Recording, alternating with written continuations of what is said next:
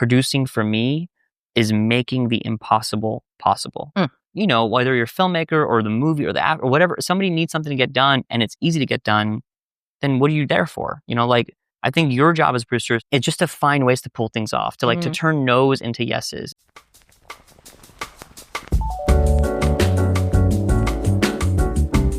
Okay, great. Well, now that we've had a pre-interview conversation, let's get started. It's like a warm-up. I love it. It's a warm-up. We just jump right in. Okay, so yeah, it's pretty chill. It's pretty easy. Okay, the first thing I want to know is, so you're Armenian. Yes. So you were born in Germany. Yes. How? Why? Oh man. What's that story? So the history of it is there's this awful thing that occurred about 100 years ago called the Armenian Genocide. I'm sure you've heard of it. And that caused a lot of Armenians, like in a lot of similar historical situations, to kind of flee and become a bit of a diaspora. A lot of Armenians went to like different parts of the Middle East. Some went to Iran. My ancestors went to Iran. And that's where my parents were born. That's where they grew up. And they had a really great childhood growing up in Iran. It was actually a wonderful place. And then the Iranian Revolution happened, which kind of became a very fundamentalist, not as much of a good place for Armenians to be at the time. So my parents fled Iran as refugees, as political refugees, and Germany was a very great place for that. A lot of Armenians kind of went via Iran to Germany, and while they were there working to get their American visas, I was born. And 4 months later, we moved to LA, and that's where I grew up in LA. So, but you have your German passport then? I do not. Not. Germany, I looked into it. There's a lot of requirements for Germany to grant dual citizenship and stuff like that. So it didn't seem viable for me. Interesting. But I got to go back to Germany for the first time when my movie Searching came out. We had a nice global like press tour, and I was sent to Germany to represent the movie, and I got to go visit essentially the little village that I was born in. It was honestly one of the most beautiful moments in my life, because I've always wanted to like see the hospital I was born in. It's something that's kind of like a foreign thing for me growing up, so like being born so far away, and I loved it. Yeah, that's really cool. You got to have that. I was born in Brazil, in São Paulo, as some people may know, and I had that same thing when I went back to Brazil, because we moved to America when I was 9, and when I went back to Brazil, I was like 15 after that whole experience. And I was like, I want to see the hospital where I was born. And it was no longer there. It was like converted to something else. So, and I actually, one year for my birthday, I told my parents, I was like, I want you to write or voice record, whatever method you want, but I want you to give me everything you remember about your pregnancy and the day I was born, because these stories are going to die off with our parents, you know. And my mom, in true Carolina mom's form, she made like a little book, like a storybook, and she couldn't find a photo of the hospital, so she just had some like generic hospital that was like watermarked with some like. Was this when you were pregnant with Theodore, or was this before that? No, this when my mom was pregnant with me.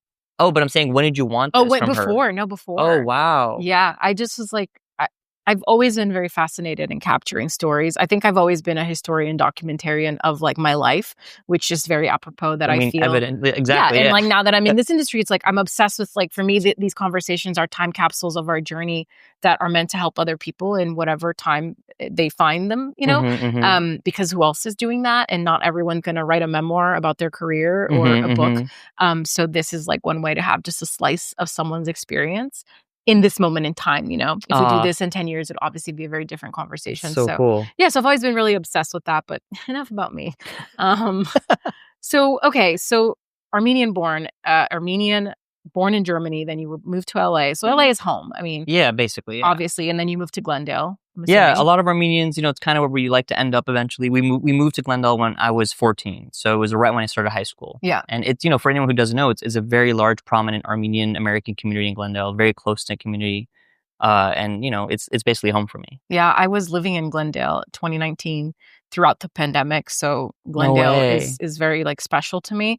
Many walks to the Americana when it was like abandoned. It was so wild to just go sit there during the pandemic. It was like no one out, you know. Though a lot of Armenians were like, "Yeah, we lived through the genocide. We're fine. We're going to be outside anyway. We don't care." True. I tell it to my parents, man. It's literally my parents. I love them to death, but it was those early days, like, we've been through the revolution. We've been through this, like, little, like, mom, dad, like, this is a virus. You can't see it. Nothing will happen. So we had to kind of manage that, but thankfully everyone was okay. Yeah. And so then, like, at what point living in LA do you discover the industry and you discover that, okay, because you're also a writer, you produce, and you say, this is the path for me. This is this is what I want to do? And then how accessible did that path feel, even being raised in Los Angeles? Oh man, that's such a good question. Like growing up as a child of immigrants, as an immigrant myself, like we were always being encouraged to go to more traditional, like successful paths, like being a doctor, being a lawyer, things like that.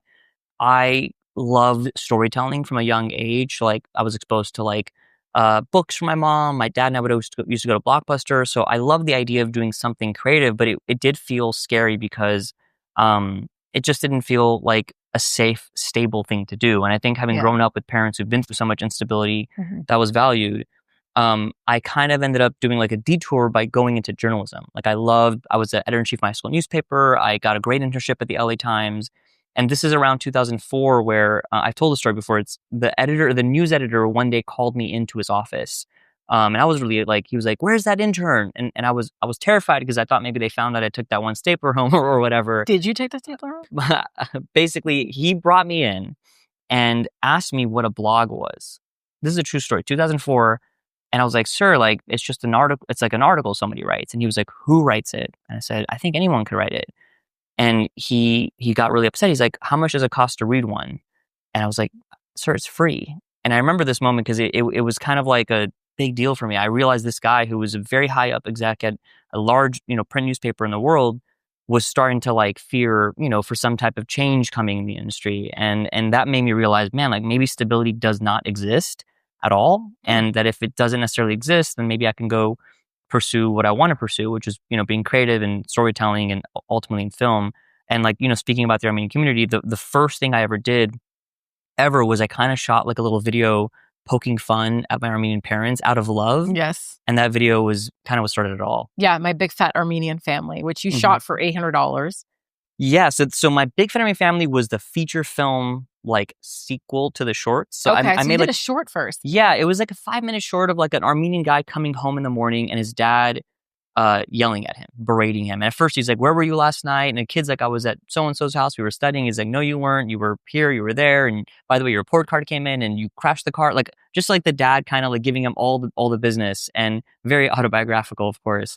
And I put that on YouTube. And this is like way before TikTok or anything like that. Like today, this would have been a great TikTok video. But at the time, I think Armenians all around the world found the video and it became like a viral hit at the time. Like it was never my intention, but we talk about living in Glendale. I had cast my sister, I'd cast my friends.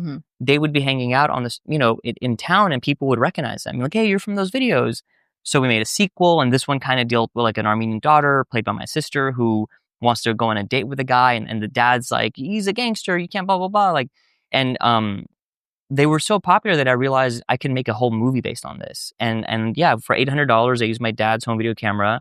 I wrote the movie, I directed the movie, I shot it, I edited it, I did every job except for makeup. And then the makeup artist quit, so I did that too. And it was horrible makeup. But it was a really fun, like a road trip movie about Armenian parents that are very old fashioned and they're Americanized progressive teens on a weekend getaway to Palma Spring. And as the culture clashes. Yeah. And so what year was that? I shot the movie in 2007. Okay. And I edited it for a whole year. In 2008, I premiered the movie at Glendale High School. I rented it out, got a projector, found ways to promote the movie. Like it was very like underground guerrilla marketing. I would like sneak into schools and like put posters in blockers. We did like a bunch of publicity stunts. And we ended up having a premiere July 12, 2008. And Carolina, like to my shock, like thousands of people showed up. Yeah. Like for a few weeks, we like would screen it and sell tickets for $12 a pop. And it made tons of money, but more than that, it was... And you self-distributed it as well. So essentially, like... Keep it all, yeah. Exactly. And we... but it was I never had like a business plan. There was never like an idea like, I'll get rich doing this. It was always like, let's just shoot this thing. And had I known what I was signing up for, I would not have done it. Because there was no crew. Our very first night of filming the movie, I don't know if I've ever told the story. We got... I'll tell you what happened. We shot a whole day. Yeah. 17-hour day. I had no idea that we should keep the day shorter. It was literally, I was 18 or something trying to figure this out. And we were in Santa Clarita filming that as our Palm Springs house. It was my good friend's parents' house. We were wrapping up for the night at 3 a.m. And we had just shot this emotional scene outside where the Armenian families like kind of like yelling at it's like the climax of the movie. They're like yelling at each other and then coming together and crying and on the street because the dad had been kind of kicked out of the house kind of deal. We're wrapping up at 3 a.m. And by wrapping up, I mean literally my car, my like Mitsubishi Eclipse car, and like my sister or whatever, my friend who's playing a mom is getting his makeup taken off. And cop cars start flying down the road towards us. We're on a cul-de-sac. And it was kind of an eerie image because it was like 3 or 4 cop cars with the lights on, but the sirens were off. Oh. And again, this is like 3 a.m. in the morning. And I'm like, oh, okay. I'm sure somebody maybe called saying, hey, someone's shooting a movie here. And I'll go explain to them, hey, we're a bunch of students. I just realized like we didn't have lights. There was no camera crew. Like somebody may not have even realized I was holding a camera. And what they were probably hearing was a group of people screaming a foreign language not that far removed from 9/11. Cops pulled up and I'm ready to walk up to them. And they did the thing that you only see in action movies where they like screech to a halt. The doors flew open and they had their guns out. Holy shit. Pointing to us like from the windows. And I'm like, yo, sir, it's a student film. And they grabbed me. They threw me onto their car. Like they grabbed my 16-year-old sister. Like, you get down. And then my friend who had been playing as an Armenian mom, I think he still had his boobs on. He comes out. What's going on? They almost shot him. Like it was straight up. And we had to explain it for like an hour. We're a bunch of students. And they're like, you guys are disrupting the city, blah, blah, blah. It was a crazy first day. And then we came back the next day and did it again. But that movie, there was never a plan for that. It was just literally, let's just have fun. And then I love that just you blow past that. So you were just obviously after being a near-death experience hooked and you're like, we're going to keep doing this. I love it. Yeah, I mean, it was, I don't think we had processed it honestly at the time, but like we just kept it. I just loved the idea of like the story. I thought it was really funny. And it was a way for me to kind of like talk about the Armenian immigrant experience. And I think it's a relatively universal experience of being, this like second generation immigrant or whatever. When we screened the movie, I was fairly certain people were going to laugh throughout the movie because it was really funny. My friend was such a comedic genius in it. I was fairly certain people would clap at the end, like when the credits came up.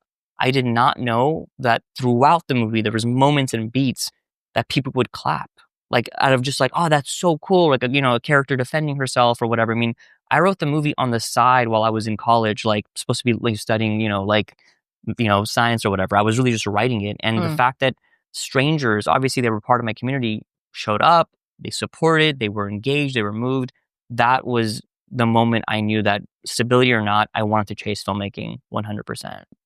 Did that give you the boost then to go to USC? Yeah. And submit there? And I also read that like you actually use some of the profits from this to actually help pay for USC. Is that true? Yeah, definitely. Yeah. All the money I made on that, it all went to USC, which, didn't come close to paying for it, but it was a good help. It's something, yeah. Yeah, definitely, man. I mean, like I said, it empowered me. I was like, okay, there's something here and I want to chase it. And I'm so grateful to this day to the Armenian community who showed up for me in that moment.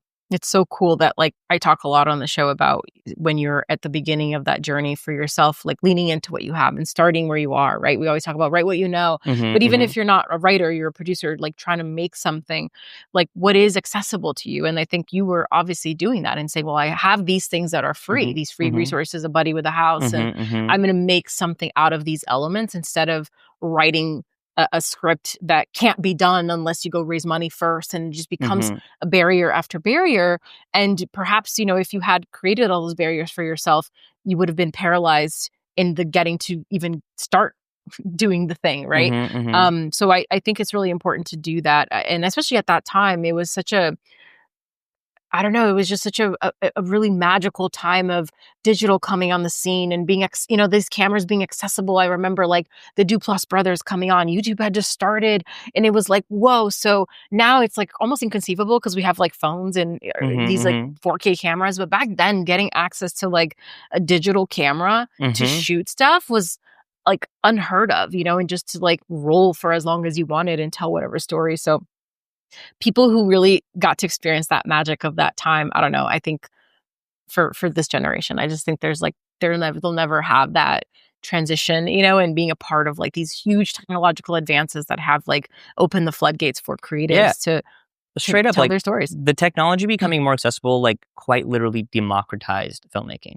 Because up until that point, you had to be super wealthy or you have to shoot on film, you have to like 100%. Like I was using a really cheap mini DV home video camera, but like it still got the job done. And iPhones today, the Duplass brothers famously did this too. Like, and I think what you're saying is so important and applies even to this day. Like, write what you know, work in your, like I think even Sinners is like Ryan tapping into his own family, his own ancestry, his own. Is Ryan a vampire? Is that why you're saying that? Ryan may be a vampire, honestly, but yeah, 100%. Yeah.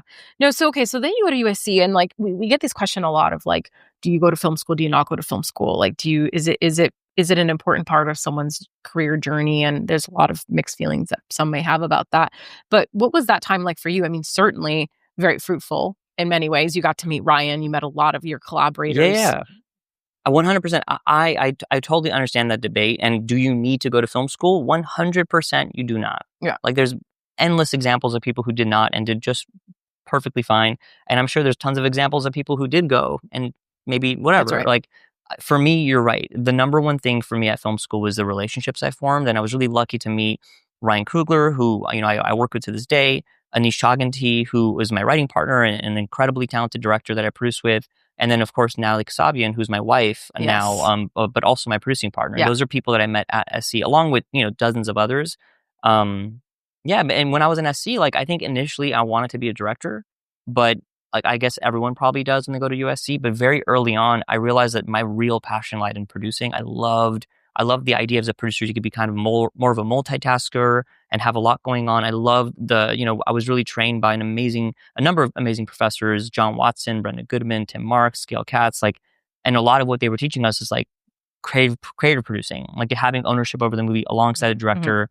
Mm-hmm. And that's what ultimately, got me here. And so Fruitvale Station comes out of that time. Mm-hmm. And you're a co-producer on that film. That was your first collaboration with Ryan. Mm-hmm. What did you do on that film, being that it was such a tiny indie at that time? And, I think that story and certainly Ryan's trajectory and you alongside as his producing partner, I think is what many people would probably put on a pedestal as like the example of like the kind of career one dreams of, right? You meet some collaborators in film school, you make an indie film, it goes to Sundance, it wins Sundance, it's like the talk of the town, and then you just catapult it into all the next tiers, into the highest rung of every possible ladder that exists in Hollywood, Man, look, when I was at SC, they would often tell us, don't work with children, don't do fire, don't do, focus on the story, focus on the creative. I was really drawn on the other. I wanted to do ambitious stuff. I kind of felt like when you're in school, the stakes are so much lower, and that I really kind of gravitated towards projects that felt a little bit more harder to pull off. I like the challenge of like, how are we going to get, a military cargo jet plane and pull off the sequence? And how do we get this stunt, or how do we blow up this thing? And so I was very much about that. And I really valued my time at USC because I was often, every weekend, I was like finding someone's project to crew on and in any position. And my goal when I graduated was to essentially be an assistant to a producer and work my way up over the years. But Ryan called me a few months before I graduated. He had graduated, I think, a year before me. And he had just set up Fruitvale at the time, with Forrest Whitaker and Nina Yang's company, Significant Productions. And he was looking to bring on a few other producers to kind of be like his producers. Because Nina was pregnant at the time, and Forrest is obviously a big major actor at the same time. And I read his script, immediately fell in love with it because I was very familiar. It's a true story for anyone who doesn't know about the murder of a young man named Oscar Grant. And I was familiar with the real story. And Ryan was always an incredibly gifted, talented filmmaker at USC. We had never worked together, but we knew of each other. We were friends, and I loved his short films. And, I ultimately agreed to do the movie with him and went up to the Bay Area.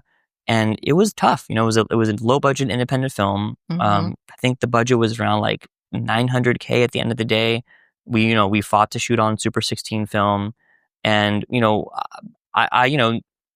I was one of the producers on the movie, and the lead producers were not there every single day, whereas I was, and it was everything. I mean, it was, you've done this before, the job, like, it was non-union. At one point, somebody needs to drive a grip truck across town. Boom, I got it. I'll do that. And some, location fell through, trying to figure that out. Like handling the idea that we're like running out of money for this and getting more days with that. I mean, it was an all hands on deck experience, and it was, maybe arguably still to this day, the hardest movie I've ever worked on, just because it was so new.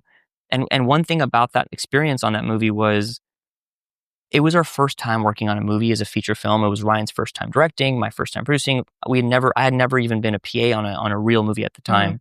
So it was not uncommon for someone to say to us, like, out of advice, not even out of malice, but like, hey, the way quote unquote real producers do things is a little bit different. Because I think a lot of our approach was a little bit unconventional, and it came from us being, really down and dirty student filmmakers, and me making my micro budget movie. Is unconventional like code for you guys were just going to do whatever it took to get it done? Kind of within safety, like. Yeah, I mean, examples I remember is we really wanted to cast authentically as much as possible, and there was a particular character in the movie who we were looking for a very specific type, and we were having people coming in for auditioning, and through our San Francisco casting office.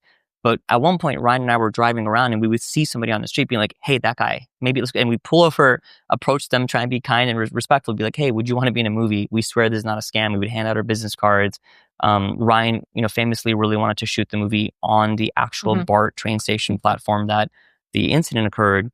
And, we were always told that's never going to happen. And when our location manager got in touch, we were told it's infinitely too expensive for you guys.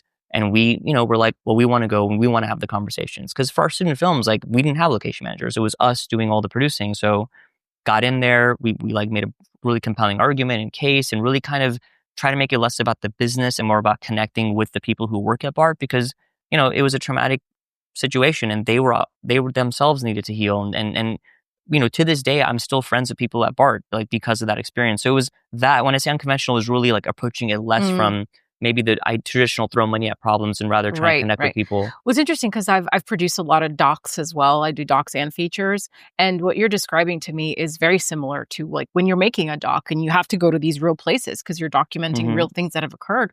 Those are the conversations that you're having because you don't have money to throw at it. And you're not going to be like, here's a famous person who's going to be in this scene, right? Like Michael B. Jordan was a nobody back then. But even then, it actually works in your favor because what you're presenting is the opportunity to be a part of something bigger than a monetary exchange. And I think if you enter the conversation from that perspective, people get it, they see the value, and they are willing to help you. Like how you present that conversation from the beginning opens you up for how it's going to be received. It's like that psychology of producing is no different. And for me, like being able to scale between those two worlds is such an important skill set because there's always some impossible tasks, no matter how much time or money you have, right? There's always something that you're like, all right, we got to get a helicopter. We don't have the money. How do we do this? How do we present this in a way that feels like it's an opportunity for somebody versus give me something, I have no money to give you back, right? And I think that really speaks to how you guys approach that and feels like a seed that perhaps you guys planted and you've been able to really blossom in these years of working together. Man, that's so articulate, man. Like I'm only realizing now as you explain it, like it is a question of like getting them to also see you as not just a quote unquote Hollywood movie or Hollywood producer, like as a person. Yeah. And like, why are you working on this movie? What's the goal for the scene? And it obviously helps if your movie is, meant to be something that is meant to connect with people in that way. But that cutting through that noise and getting people to put down their bureaucrat hats and,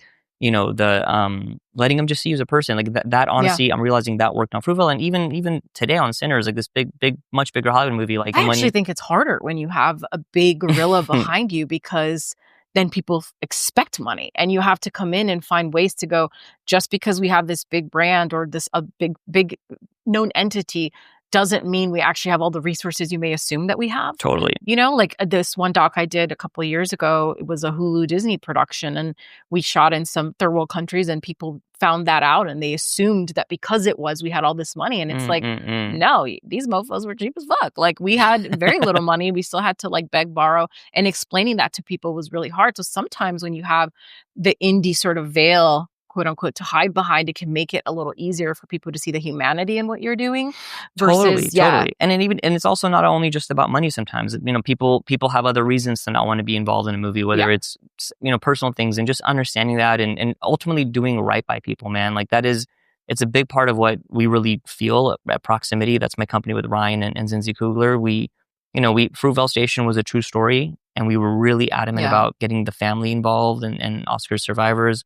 We did that on a slightly bigger scale with our movie Judas and the Black Messiah. We really fought to get Chairman Fred Hampton Jr. As a major consultant on the movie to help be on set every day and work with our writer-director Shaka and the studio and kind of like ensure that everyone's doing right by each other, because this like a true story that's really, really true is not going to always make the most entertaining movie, but a really entertaining movie is not going to necessarily be true. So trying to like thread that needle, I think it's something we definitely pride ourselves on. Yeah.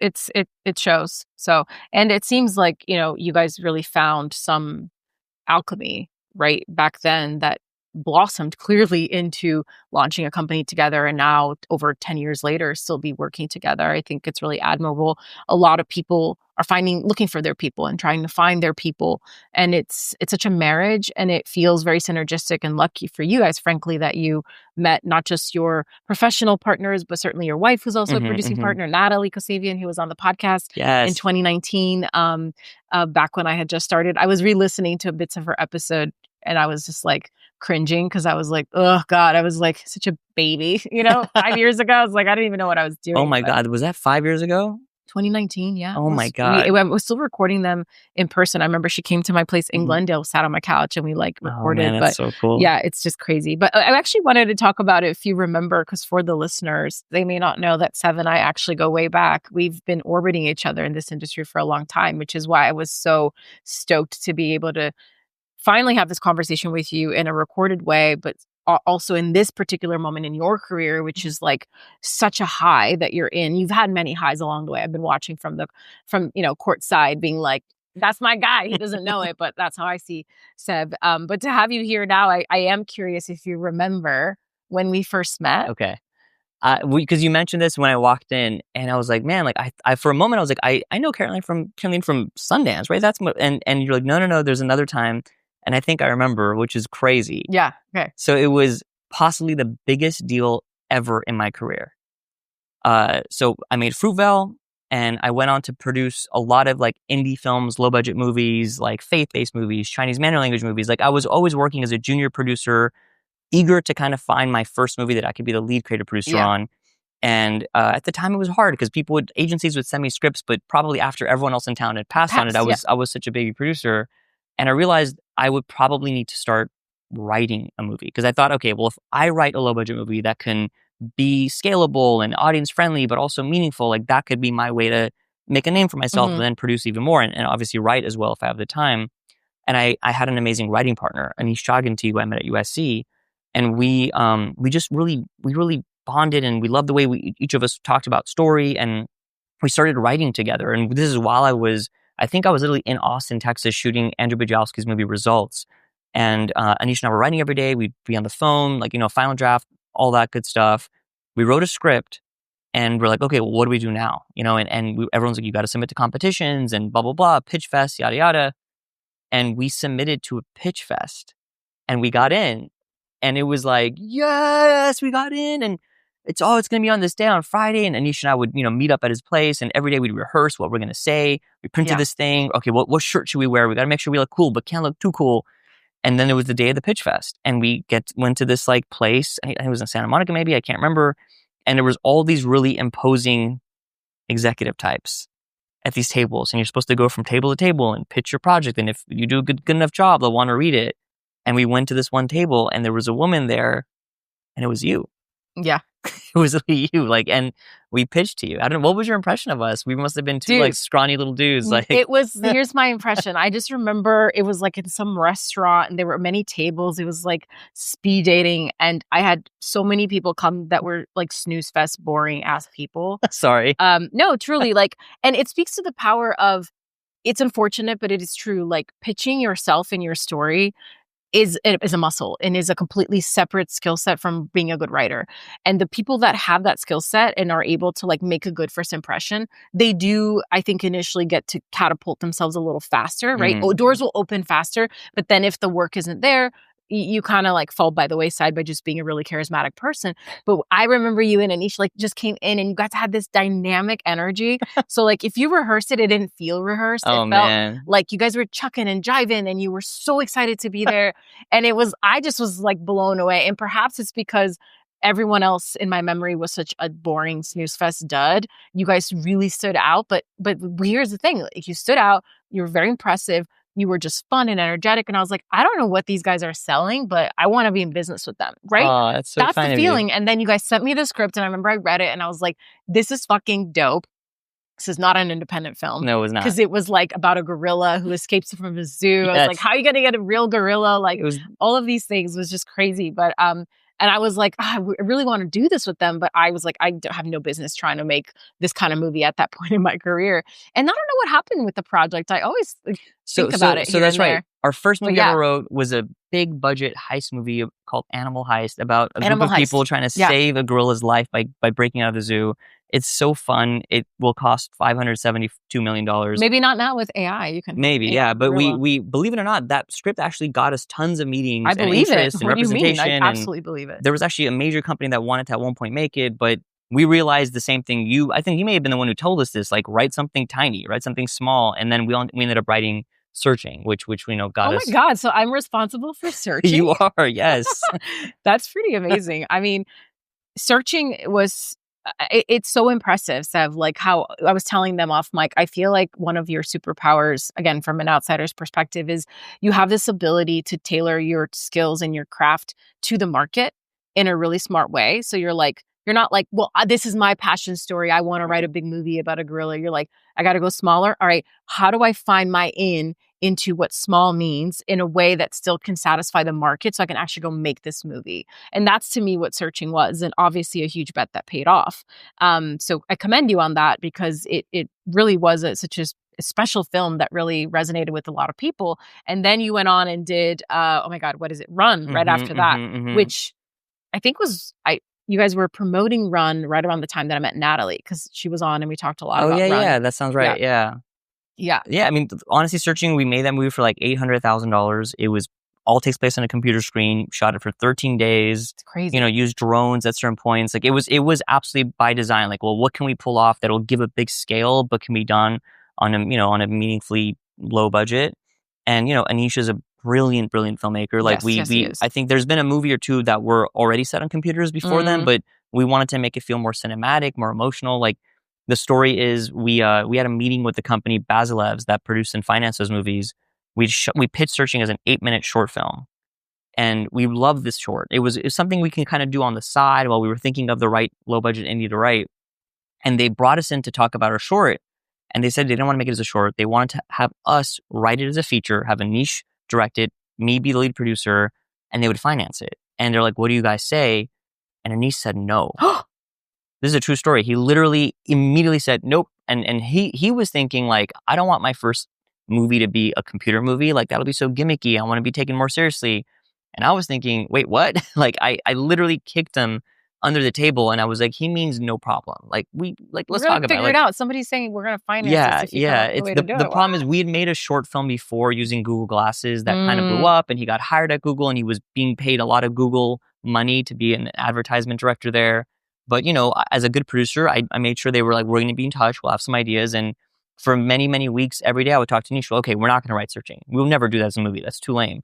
But what if we did write it? What would be the opening scene? Like, what would be the first page? What would be the first line? And to his credit, he and I think he was not wrong to not want to make a movie like that, because it could have been disastrous. But once we together came up with a really emotional end to that story, and we were like, ooh, like, that's kind of a cool scene. And well, what can happen next? And can we have it be twisty and turny? And then it was a matter of like, let's do this. And it was beautiful, because it was my first time being a lead producer.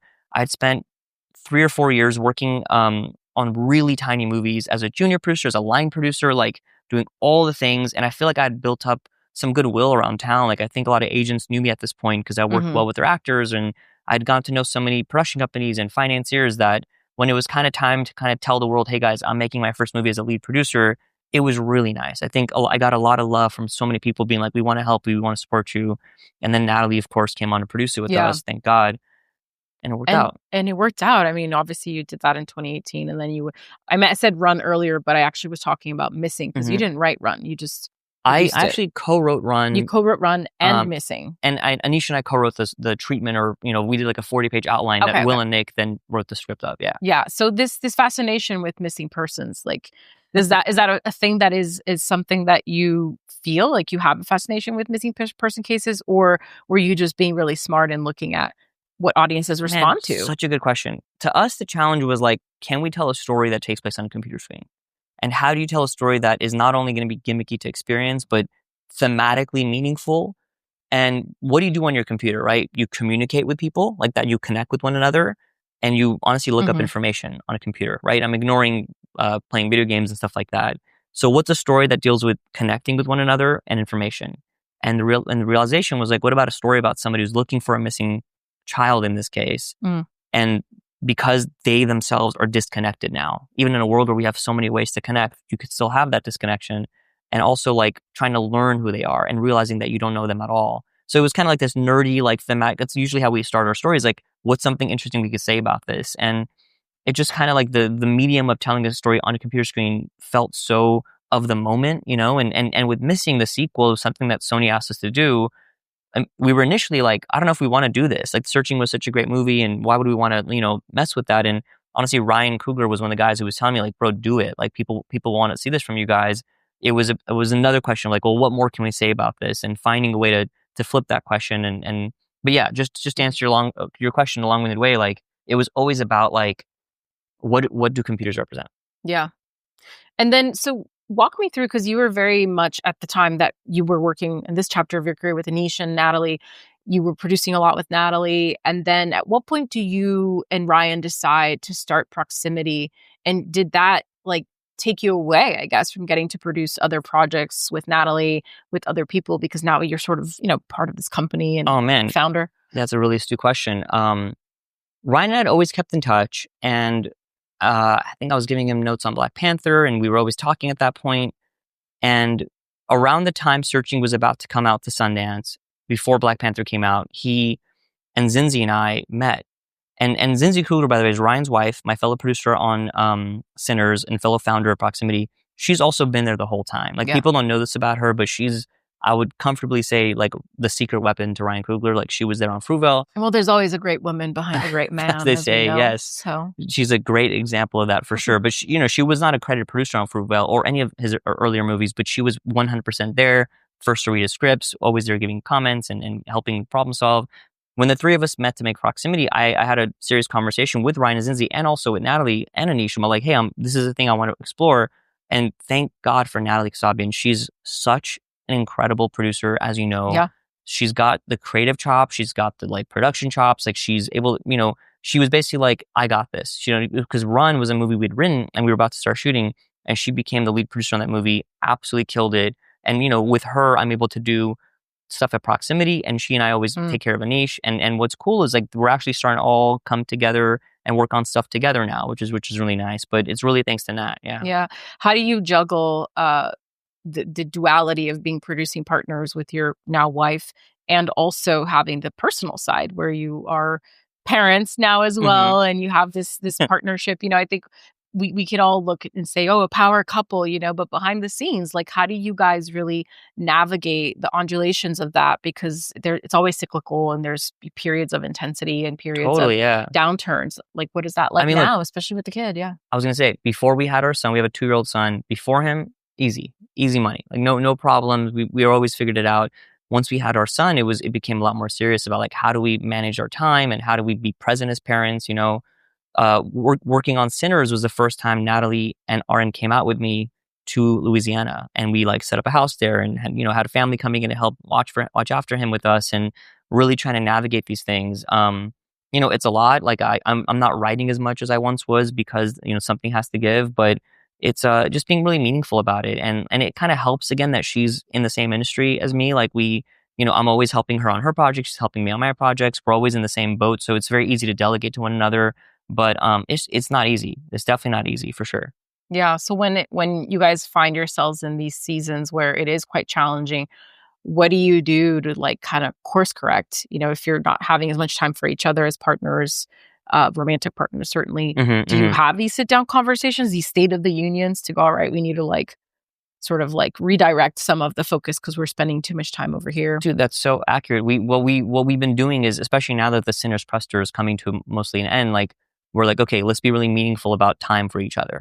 Like, let's start planning out our date nights and not getting too lost in spending our weekends reading scripts. If, you know, once our son's asleep, like, what are things that we can do that's for us? And like, you know, we're, you know, going back to the early days of like, I want to take you out, I want to treat you right. So it's been really meaningful and thoughtful intention towards that the last couple of weeks for sure. It's so important because this can be very much a lifestyle industry, and you can spend every second, especially when you do love it, love-hate relationship with it, you know, where you're like reading scripts, like you said, every weekend, or there's some kind of industry related thing. Like, you're going to even sometimes going out for fun, or you're going to a screening, it's still work. Like you're constantly working in a way. But if you love what you do, it doesn't feel like work, but it still is, right? You have to be in more with the part of yourself that is dominating more in the presentational version of you versus who you are behind closed doors with just you and your wife and your family. It's I struggle with that a lot, which is why I ask, especially because I just became a mom. My son's going to be a year old at the end of this month. Yeah. And it's a struggle, it's a struggle to like this idea. I don't know if you felt this when your son was born, but like the redefinition of your identity now as a professional, as a woman in this industry, when it's like, I feel like I'm never doing enough, which by a lot of people's standards, I'm kind of crazy, right? But I always have felt that. And now I feel it 10x because now you're split between two worlds always, where you're like, well, I could be present with my son and throw the ball to him and hang out, or I could be listening to this podcast. Because I may get the rights to this thing. Like your brain is constantly having to go, because I think the industry doesn't ever endorse the idea of taking your foot off the gas and just like living life. Like you kind of always have to be on that grind hustle culture. I can arguably say it's doubly harder for women. Like I see it with Natalie, I can see it with you, like because there's still that different expectation that people will have for professionals if they now have a child or whatever. So I mean, kudos to you guys, like seriously, for finding a way to make it all happen. Like it's not easy. There is no option. There's no other way. It's like, if there was, I think any woman who's been dealing with this forever would have found the solution by now, because they're unbelievable. But you just have to keep going, I think. And then you keep going, and then you blink and your kid's like going off to college. I know. I do think our generation, we are trying to be, as a whole, more present for our kids. And I think our parents probably couldn't, for whatever reason, it wasn't as possible for them. But I think that's what makes it challenging. I was talking to my mom about this, because I'm like, the economics too of right now, this last couple of years, 10 years, my parents, raised us at a time where one person feasibly could work and someone else could raise the family. That is not the reality for most people in the country, in America, in the world today, especially in LA. Like, unless you've done financially super well, like you can't have a single income household. Both parents have to be working. And so it raises a lot of questions, and how do you juggle all of that? But anyway, I want to move on to Sinners. I loved this film so much, and it is such a feat of an original story, wholly original, really having, it really has like captured audiences in a way that I don't know if anyone was really expecting. Certainly, you have these names, you have Coogler, you have Michael B. Jordan, you have these huge stars, and you can sort of like put it into an algorithm. Would all these elements result in a successful whatever? And the answer is probably yes. But I feel like what's really palpable about it is what this film represents and the subject matter of this film alone. So I know you've just been on the Sinners press tour, so there's so many questions. I don't even know where to start. How do you think that the success of Sinners will help filmmakers now convince major studios to take more chances on original stories, which has been a very arduous challenge for many people in our industry? Oh man, I honestly haven't thought that far ahead yet, but the idea of that is wonderful to me. I think there's no question, like we need more original stories out there, and those are undeniably harder to make. Even when you have an incredible talent like Michael B. Jordan and Ryan directing, it's never easy. I think, and I don't fault the studios for often leaning towards franchise type movies for all the obvious reasons. But if the success of Sinners helps future filmmakers have a slightly easier time getting their original movies made, that's a huge win for us. That's amazing. Yeah. Yeah, because I read that you guys had like a draft that you delivered to the studio December of 23, and in 2 months later, you guys basically got greenlit. Were in New Orleans or in Louisiana. I don't know if it was New Orleans, but it was in Louisiana, and you guys were already scouting, right? That's a 2-month, very aggressive period of time, right? For that to catapult like that. So it does feel like to sell this original idea to the studios wasn't that complicated, because you had all these elements that were sure bets. Yeah, I mean, look, it's absolute credit to Ryan. He's done such an incredible job with his past few movies that at the same time, like, I think if Ryan had written a mediocre script, I don't think studios would be throwing money at him and us to go make the movie. It really is, he wrote a beautiful story, a movie that is undeniably commercial and entertaining, but so full of substance, even from that first draft. We had the script, we had Ryan's time, we had Michael B. Jordan involved. I mean, it was a pretty incredible package. Yeah. And we really had a momentum to shoot. Like it was like we were like, hey, we want to go out, we want to shoot this time. We had a very specific window we had to make the movie. And credit to Warner Brothers who really stepped up and helped make that happen. But I'm not gonna lie to you, it was incredibly brutal. It was. I mean, you've done this before, not with Michael B. Jordan. No, but you know what it's like to put on a movie, and it was a process where like when Ryan was like, I'm writing this, I'm gonna have a draft at this point for you guys. We're like, okay, well, we can't wait for the draft. Let's hire a casting director. Let's start looking for this new talent we're gonna be needing. Let's start talking to VFX people before we even have a script about how do we pull off the Michael B. Jordan twin aspect. And how did you guys pull that off? What were some of the? Oh man, we had an amazing team. Michael Ralla was our VFX supervisor. James Alexander was our VFX producer. And it was a combination of things. There was a day early on in prep where it kind of felt like I was back in class, where they kind of rolled up a whiteboard in front of me, Ryan, Zinzi, our crew, our DP, our entire team. And they kind of, I think they might have even had like a long pointy thing. Like, all right, guys, here's how we're going to pull it off. Like, stage one, if it's a shot that's like a two-way conversation and you have an over off of one of the twins onto the other, we'll use a body double. Yeah. We got to go find the right body double though. And it's a lot more complicated than you think. Like, we're not just looking for somebody who has Michael's build, complexion. They have to move like him. They have to move like him, and they have to be a good actor, because the way we shot these scenes is Michael would be acting opposite his body double. That's right. And Michael has to also, actors live, feed off of each other. Like, is he going to be giving him the right energy back? And Michael, it was so important that we cast somebody who was an amazing actor. And we found a guy named Percy Bell who was incredible. So it was, we'll shoot those early, the stage one scenes over, no big deal. Then we have more complicated scenes where we do the classic split screen, like think Lindsay Lohan and Parent Trap. And then we had an amazing piece of technology called a techno dolly that allows you to kind of record, this like camera movements, even if it felt handheld, that you could play it back and over again. And we had to like figure out, we talked about this hair and makeup time. Like, do we start Michael as Smoke? Do we start Michael as Stack? And he had these very specific dialects for each brother and movements for each brother. So it was coordinating all of that. And then for the really, really, really complicated scenes where Michael is, without spoiling anything, like, doing more complicated actions with each other, we needed to come up with a new technology that Michael and James came up with, where they had what they call a halo rig, where it's like this cage Michael wears over his head with all these GoPros recording his performance from every different angle conceivable in the lighting of the thing. So it was massively complicated, and it was so important to pull it off rightly. So we were doing that well before we had a draft. Yeah. And draft came in. It was incredible. Obviously it evolved over the course of making it, but it was enough that we could start going out to the studios and working on it. And the other incredibly difficult thing was music. The movie has a lot of musical sequences, a lot of which are original. And Ludwig, our composer, Ludwig Göransson, and his producing partner, Serena Göransson, they usually do this after we've shot the movie. So they can do it kind of like their beautiful air-conditioned studio when they have a bit more time. We needed to get these songs written, performed, rehearsed, memorized before we shot. Yep. And there was so little time. So it was very much a scramble. I don't think this movie could have been possible without the people we had, because everyone truly believed in it.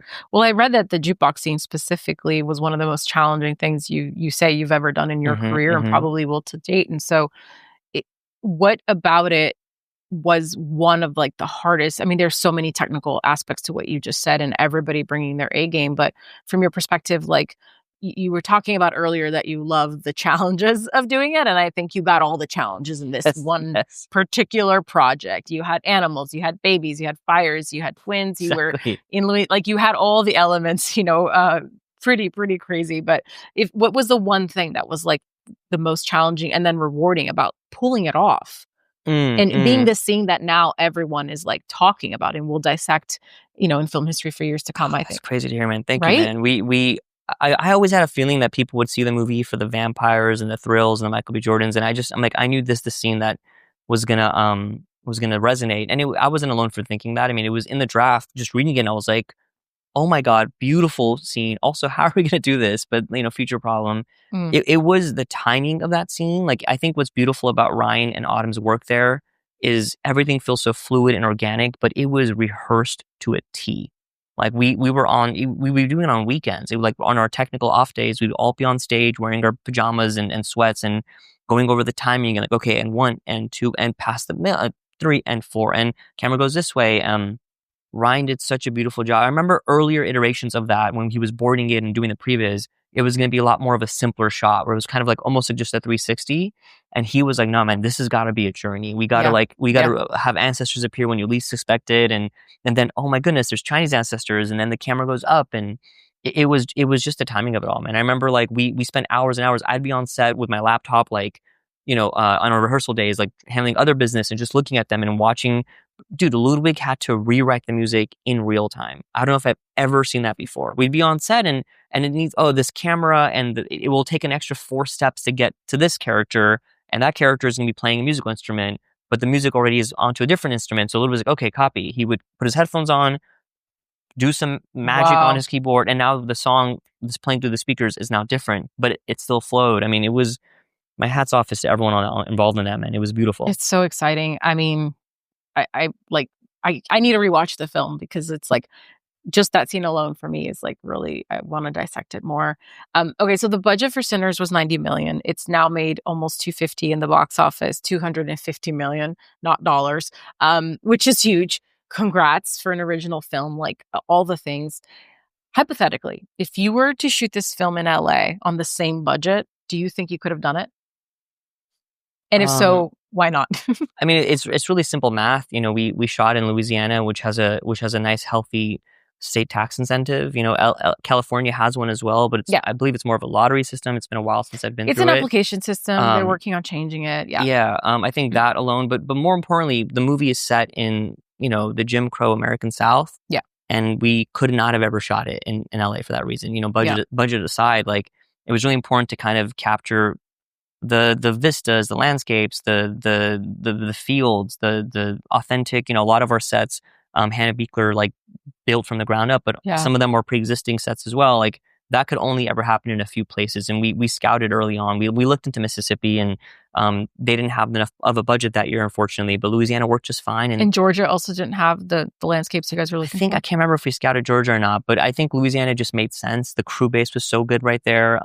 Hannah lived there directly. I mean, it ended up working out beautifully, but it could have never happened in LA, sadly. Yeah. That's what I also think. Like, even if visually LA worked or could dub pass for, like, the amount of money you lose, which is, I mean, obviously, as I'm sure have seen, there's a big movement to keep productions in LA and help increase and make the tax incentive here more competitive to other states. But at the end of the day, the cost also of some, vendors, the cost to do production in LA has gotten completely out of control in a lot of ways. Some of these hard costs, locations and people sort of extorting you now because hasn't been production here. If you have an empty lot downtown LA, they're not going to give you a deal because it's been sitting empty for a year. And it's like, well, but you're not doing anyone any favors by trying to charge an indie production $10,000 for something that you could give to them for half of that to help keep a production here. Like it's tough, man. I do want to shout out. There's a group I'm a part of, Producers United. Yeah, of course. They're doing incredible work on reaching out directly to politicians in positions of power and really doing work to educate and kind of like slowly but surely like get us to a place where LA can be more sustainable and viable as an option. And I'm hopeful. I've shot a lot of movies in LA. I shot Searching here and Missing here. Most of my career I've shot in LA. I'm sort of an anomaly in that way. And it is possible, but it's also, everybody has to come to the table being willing to play ball, Yeah. So on social media and certainly in the trades, there's been a lot of talk and opinions around the deal that Ryan made with Warner Brothers, right? Which essentially the rights to Sinners are going to revert back to him in 25 years. This is, by some people's definition, unprecedented, but it's actually not. As we know, many other filmmakers have gotten this kind of deal point. Certainly, probably not a Black filmmaker. Perhaps that's why everybody wants to make it a conversation piece. But can you speak to the magnitude of this kind of deal and why you think it's been such a talking point around it? Man, I don't know how much I can say. Like it is. It's odd that there's been such a discourse about it at all, because deals are usually not talked about. They're not things that you often publicize.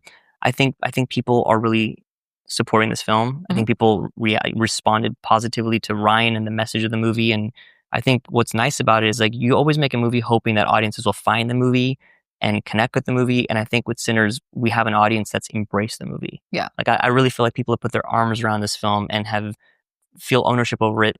as well. Like, I mean, I see it in social media. We're always texting each other really cool responses people are having. And I think a lot of that discourse is people just being like, man, like, let's talk about the movie. Like, leave Ryan, like, leave this deal alone. Like, there's so much more to talk about, all the love that we put into it, man. I don't know, man. I think it's I can't tell you how incredible it feels that people have found our film the way they have, and people are seeing it multiple times. I mean, when we were making it in those tough days, the Louisiana sun, like the mosquitoes, oh God, like to know that being over here, that people have really, have shown up for it. That's what matters. I mean, I think that why I find, and I actually am grateful that this deal point, which is nobody's business, is out there being discussed, is that this particular story Ryan has talked about being so personal to him, and the theme around how, Black culture and Black music has been exploited and misappropriated perhaps, and the ownership that he feels around this particular movie, of all the movies that he's made, being something this personal enough to him that the rights alone should be his, because that's kind of one of the themes of the film, how much of our artistry is taken from us, can be taken from someone. And so I think it ties back in very much to what the film is about, though I don't think it needs to be a talking point because it's no one's business. And for everyone that's like shaking in their boots thinking every filmmaker and their mother now is going to be asking for this kind of deal, like I don't think it's going to be a concern for a lot of people, because few people have risen to the level of a Ryan Coogler, who has made millions and millions of dollars for studios and for the business people of Hollywood. Not to be that guy, but Ryan has made billions of dollars. I was trying to be polite, but yeah, he's made billions of dollars for a bunch of Wall Street people who are very happy in their yachts. And so to me, it's like, let him have this. Let him have this. He deserves this.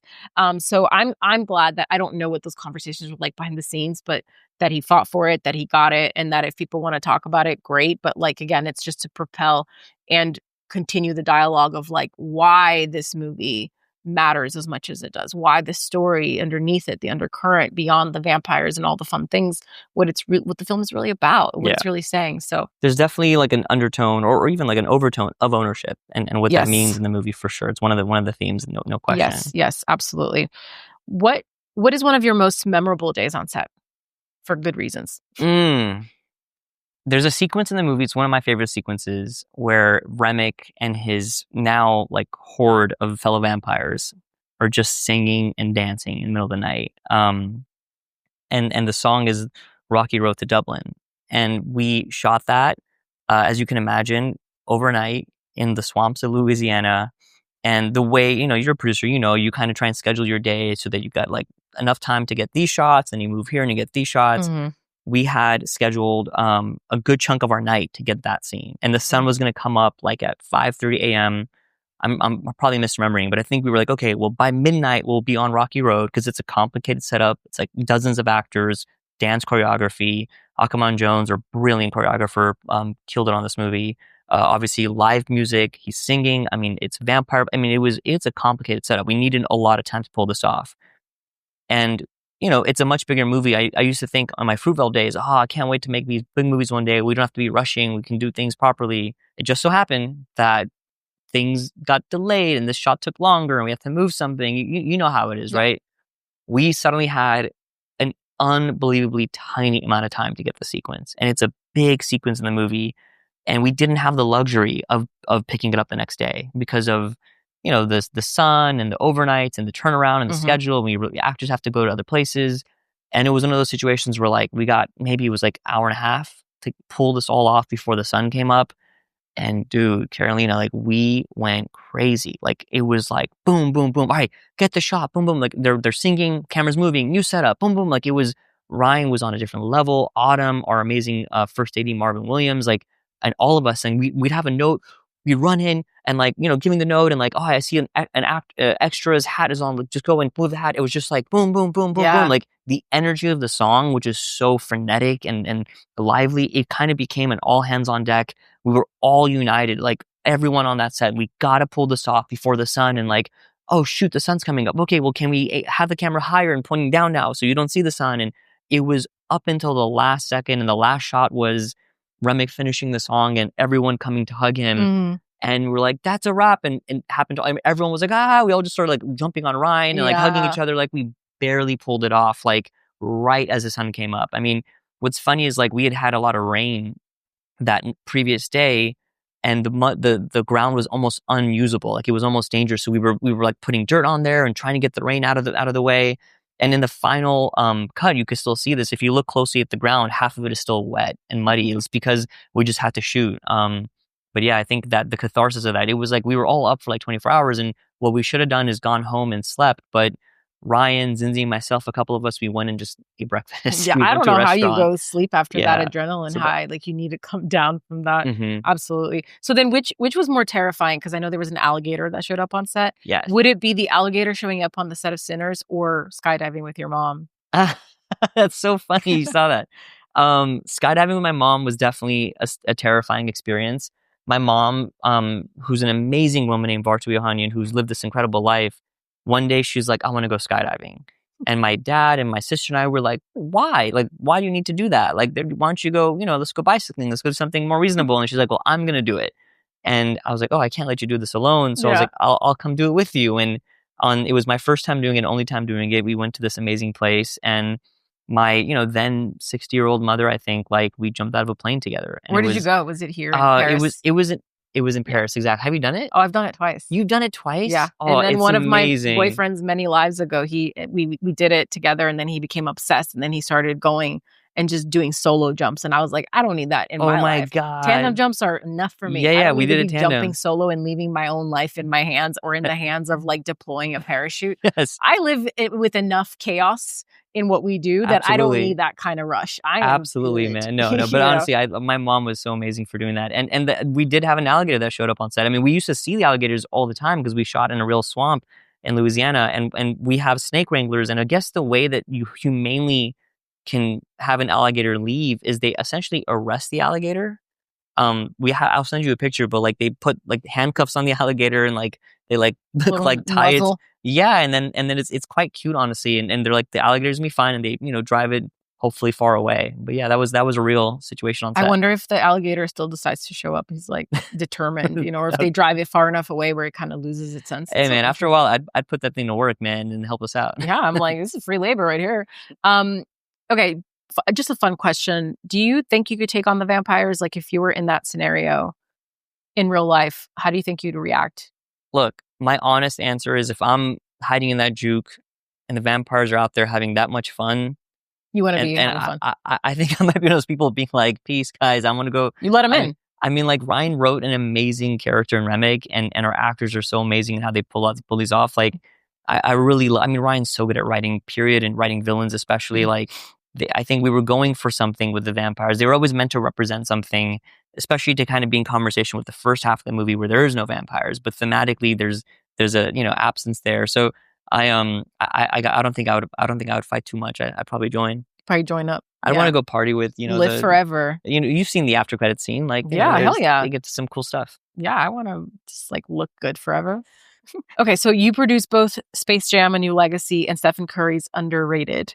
So a very important question: Lakers or Warriors? I mean, look, Warriors is Ryan's and Zinzi's favorite team, as they'll tell you any chance they get. Mm-hmm. Lakers are from LA, and so I think there's no question. It's got to be Lakers. Yeah, Lakers all day. I love it. Same. Side note. Okay, so producer. I want to talk specifically about producing for a hot second. Like being a producer has so many different connotations. At its core, what does being an exceptional producer mean to you? Exceptional. That's a good question. I mean, look, I was trained to really feel ownership as a producer. It's something that at film school they really taught us of like, obviously I absolutely believe in the director's vision, but what they taught us at USC is that it's actually like a collective vision, and that you and the director have to be aligned and know, what are things that you want to advocate for and what are things you don't. But at its core, man, like producing for me is making the impossible possible. Because a movie that, whether you're a filmmaker or the movie or the app or whatever, somebody needs something to get done and it's easy to get done, then what are you there for? Like I think your job as a producer is just to find ways to pull things off, to like to turn no's into yeses. And sometimes no's are reasonable, whether it's like we can't afford this or that doesn't, work for someone's schedule or whatever. It's, you start having to find ways to make it work. And like, okay, well, I understand that we're not going to do that, but what if we did this? And what if we find that? And being creative in that as well. Obviously, the job is highly creative in that you're giving story notes, you're in there, you're giving notes on takes with the to the director about performances, about camera moves, all those things. You're in the edit room, all these things are a given. But when people think about the logistics of producers, like that can also be highly creative. Like examples, the way we shot the train station in Sinners, it's a really awesome scene. Delroy Lindo, it's how we introduce him.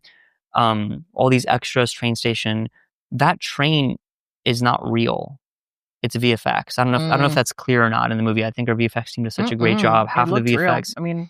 Yeah, and it was insanely impossible to pull that sequence off, to the point that many, many, many conversations were had about, do we need a train station? Can we do this somewhere else? And maybe they find Lindo somewhere else. They find, or maybe Delta Slim is at the same store or whatever. And we, of course, did our due diligence, and we always try and figure out, okay, well, maybe we can't have this. How do we pull it off? But we needed that train station. We had not enough time, not enough money, and there just physically was nearly impossible to have anything happen there, because that was a real railroad track. And for very good reason, it's become very difficult to get permission to shoot on train tracks. Yeah. And the sad history industry has. So it was like, how do we pull this off? And every person who was working on it would always call me and be like, hey, it's just not possible. And we hired these experts and these experts. And at a certain point, it was literally, me and my producing partners, like just picking up the phone, going to the people who manage these train stations and the intercontinental whatever railways, and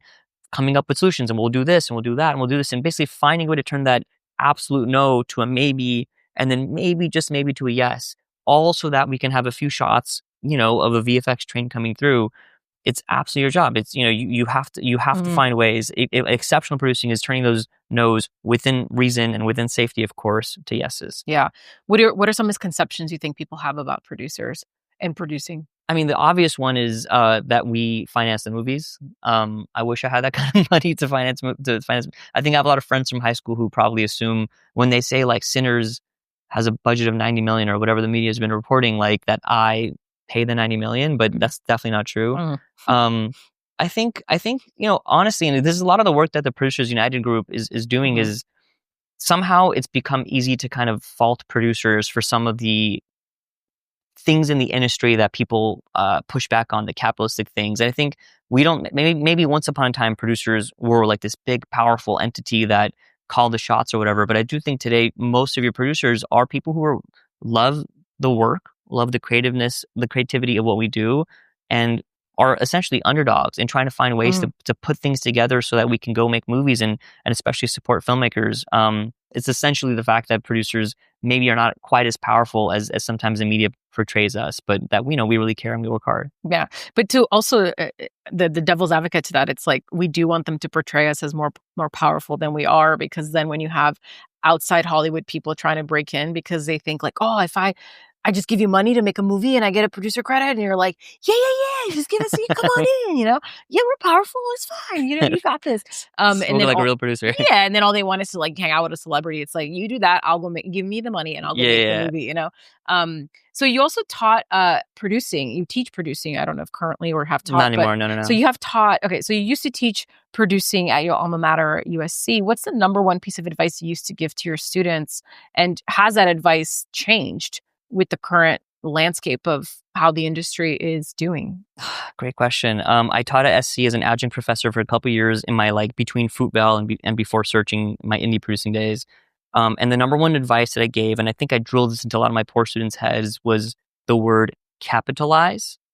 And it's that you need to write what you know and use what you know. Like, I think it's hard enough making any movie happen. So don't do yourself a disservice of trying to make something happen that's so far from your reach, but capitalize on your personal relationships, on your family, capitalize on, if you come from money, capitalize on that, capitalize on the fact that you got a friend who has got an interesting looking car. Like, find ways to just capitalize what you can and to make it work. And if you're making a film that's a really meaningful movie that's going to change lives and tell a story that connect people, capitalize on that when you're trying to get a location. Talk about that. If you're making a movie that's a really silly, ridiculous, funny comedy that's not necessarily trying to do something more substantive or whatever, which is fine. Those movies matter. Capitalize on that fact when you're going to, whatever needs you need. So that was the number one thing. And I think it still applies more than ever today. Would you advise anyone who's considering breaking into our industry today to do it? Yeah, if they want to, if it's what drives them, if it's their passion, I mean, you can argue it's harder today than it was a few years ago, but I think you could probably argue it was harder a few years ago than it was even before. Yeah. I think we're always going to have ups and downs in any of the artistic leaning industries, but if it's what you were meant to do on this planet, man, like absolutely, I would say keep going for it. Yeah, I agree. I feel like we need all the help we can get. Okay, last question before we move on to the martini round.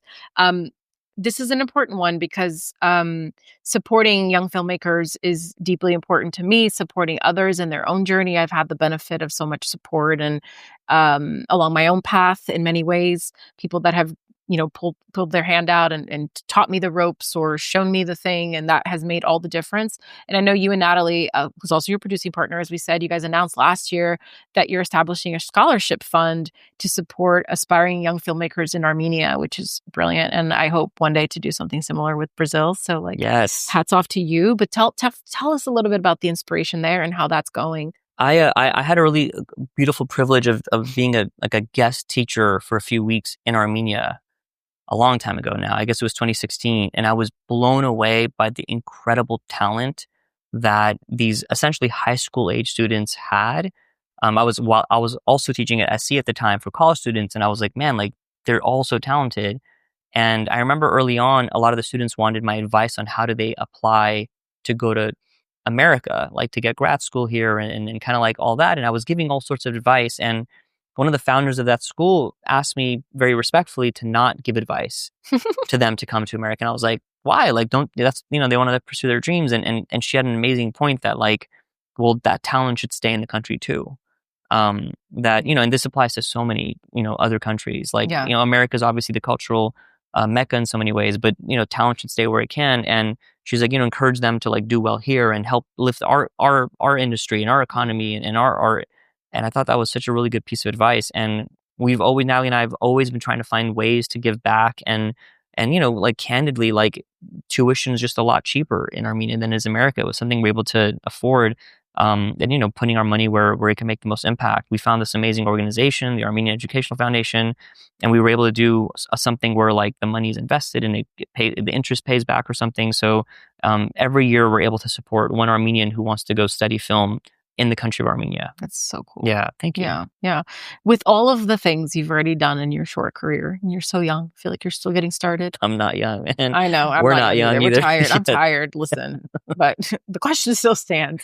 Do you feel like you've arrived? Do you feel like you've made it? I know the goalpost is always moving. There's always more to achieve. But when you reflect back on the Sev who was making the $800 movie with getting almost arrested and having cops pull guns up on you. When you think about that guy and what he thinks of who you are and where you're at today, what's that? Man, I probably should say I have, but I still don't. I think what drives me is that every project is always so new and challenging and almost impossible at its outset. How are we going to pull this off? And I think until I arrive on a project where it's that'll be easy, we can do that in our sleep, I don't think I'll ever have felt that way. And it's okay. I wholeheartedly love making movies. I feel lucky that I can even make a half decent living doing this because it's not guaranteed by any means.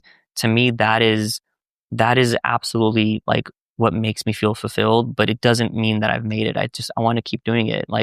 There was a time in my career where I was so beat up.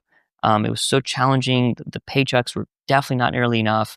But every time I thought about quitting this industry, and I certainly did, I would announce it to even friends. This is going to be my last movie. It would usually be, as you know, in prep, I can't do this again. Yeah. When we would get to the first day of filming and the very first shot would be up and I'm looking at the monitor and I'm hearing the, action and seeing the magic on screen, I was like, dang, I can't quit.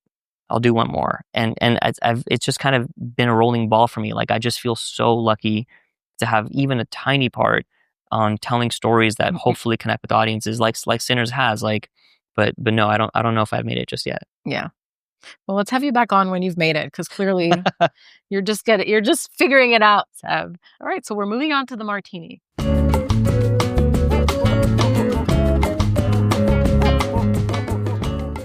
What's a song that teleports you to a happy place? Beck, Everybody's Gotta Learn Sometime.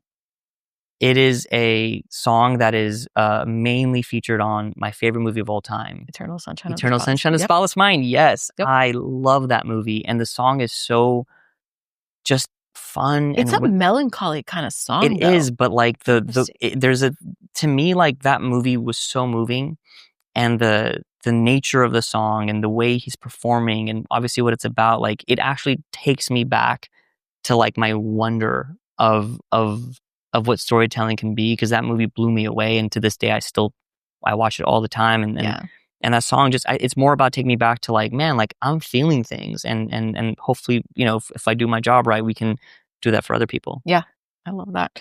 What's the latest piece of art that moved you? It could be a book, a film, anything.